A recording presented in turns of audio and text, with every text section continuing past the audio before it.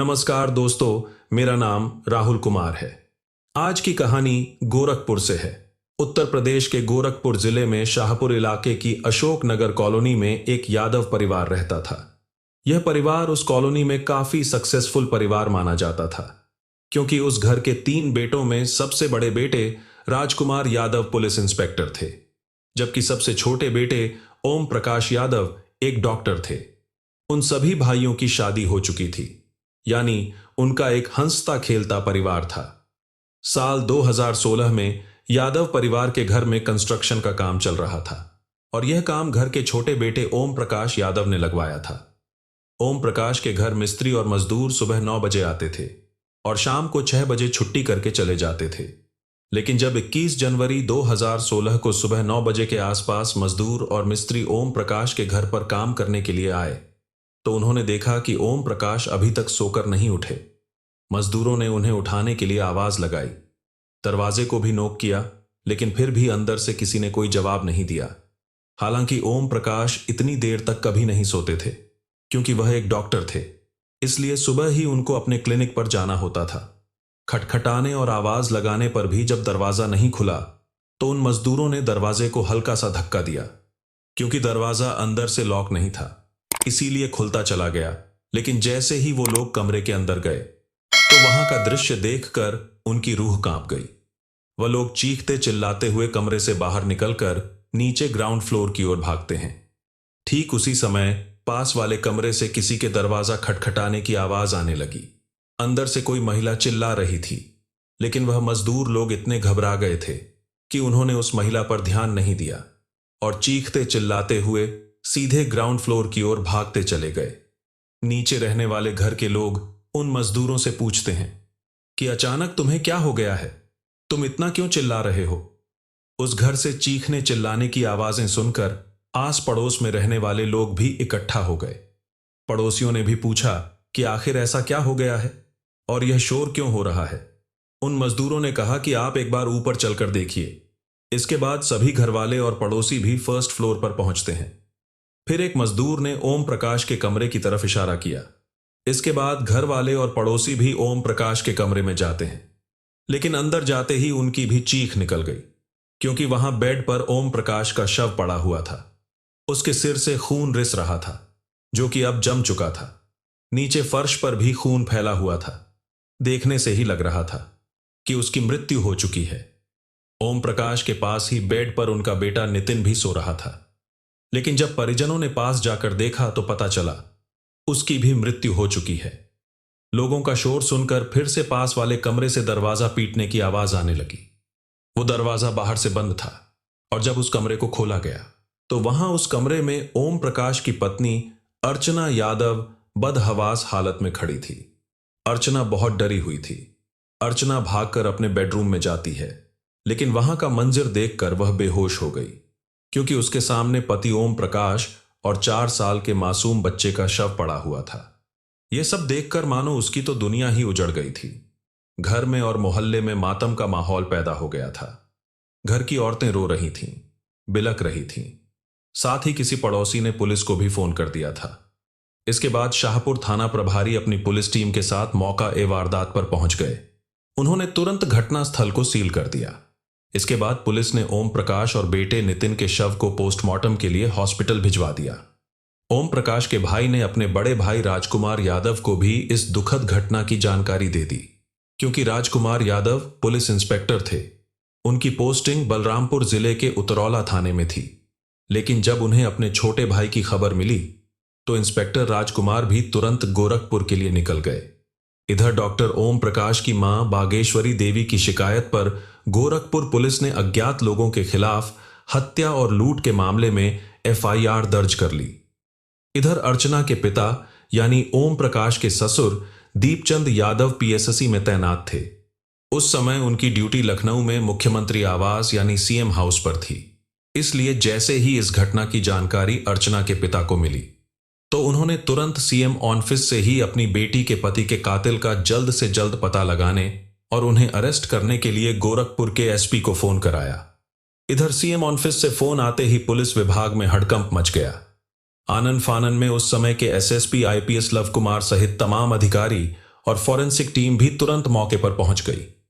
देखते ही देखते यह केस अब हाई प्रोफाइल बन गया था, जिसकी वजह से मीडिया भी घटनास्थल पर पहुंचने लगी थी। पुलिस के ऊपर भी अब चारों तरफ से दबाव बनाया जाने लगा था।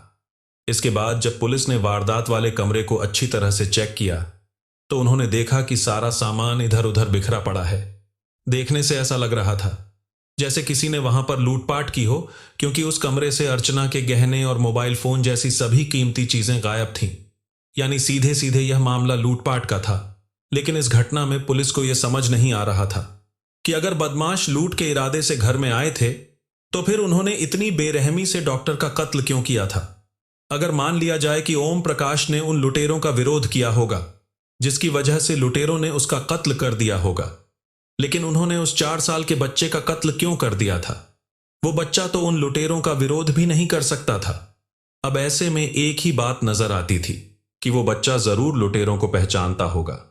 इससे पुलिस को घर में काम करने वाले मजदूरों पर ही शक होने लगा था, क्योंकि वो लोग ही दिन में वहां पर कंस्ट्रक्शन का काम कर रहे थे।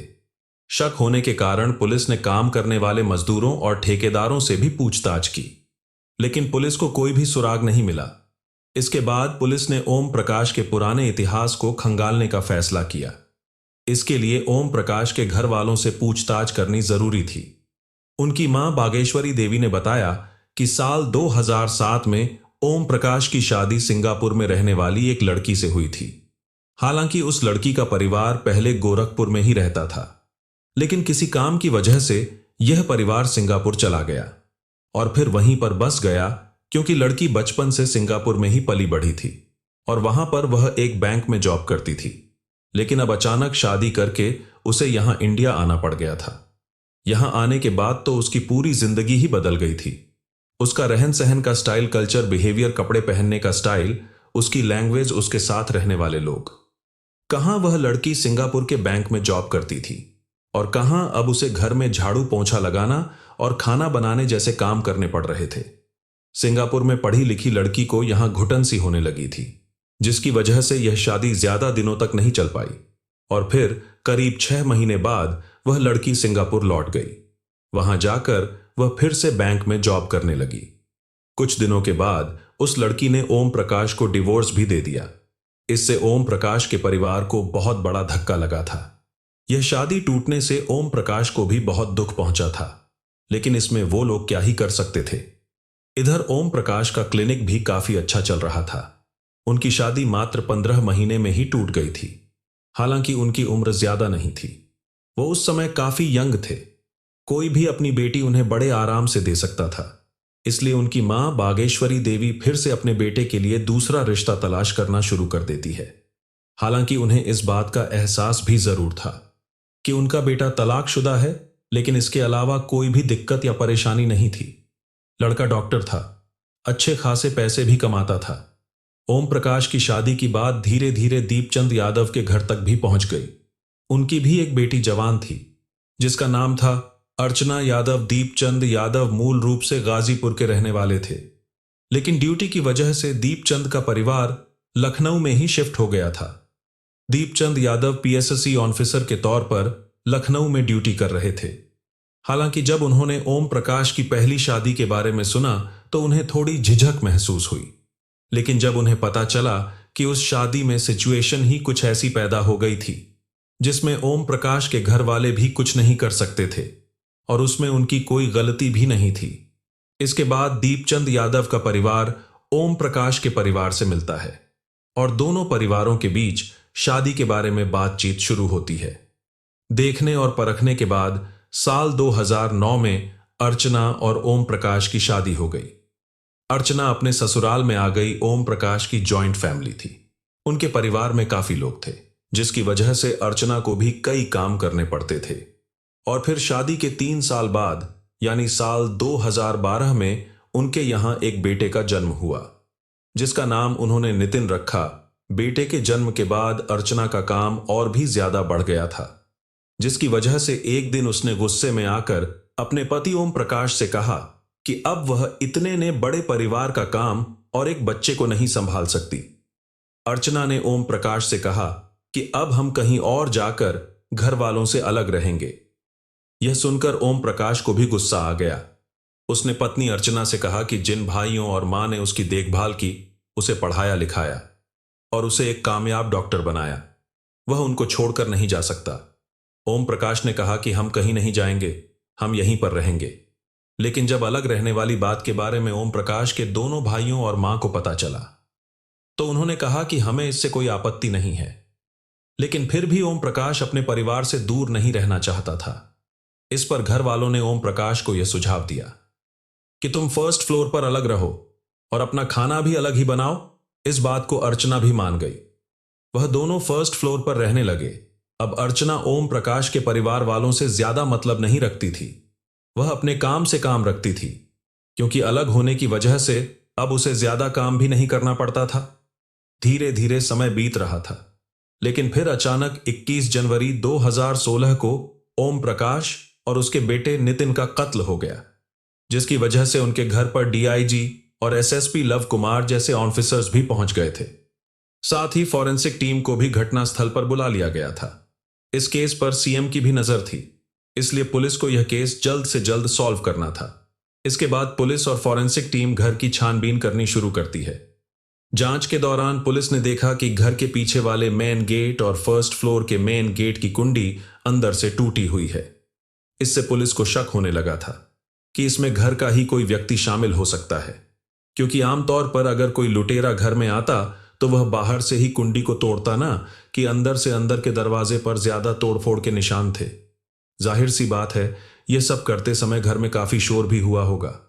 लेकिन ओम प्रकाश के घर वालों ने यह शोर क्यों नहीं सुना था।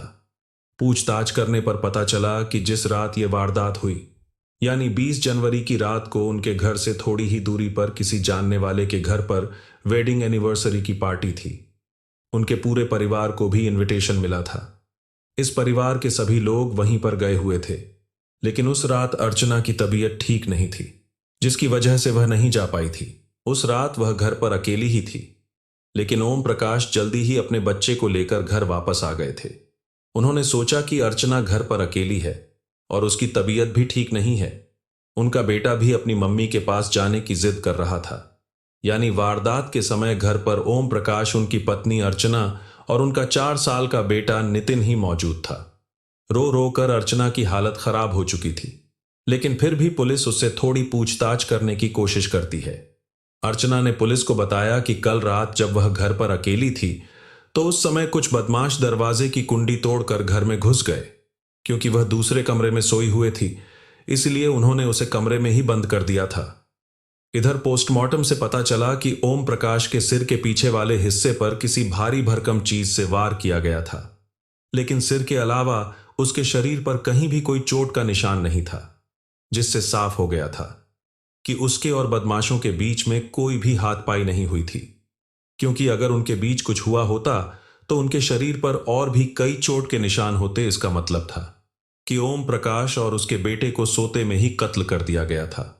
लेकिन अब सवाल था कि जब उन बदमाशों ने 4 साल के बच्चे को भी कत्ल कर दिया था, तो फिर उन्होंने ओम प्रकाश की पत्नी अर्चना को क्यों छोड़ दिया था। अर्चना के शरीर पर कोई भी चोट का निशान नहीं था। अर्चना से पूछताछ करने के बाद ओम प्रकाश की मां बागेश्वरी देवी से भी पूछताछ की जाती है।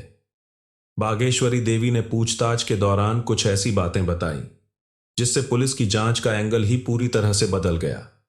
उन्होंने बताया कि अर्चना को हमसे अलग होने के बाद आराम ही आराम था, क्योंकि उसे ज्यादा काम नहीं करना पड़ता था, जिसकी वजह से अर्चना दिन भर फोन पर लगी रहती थी।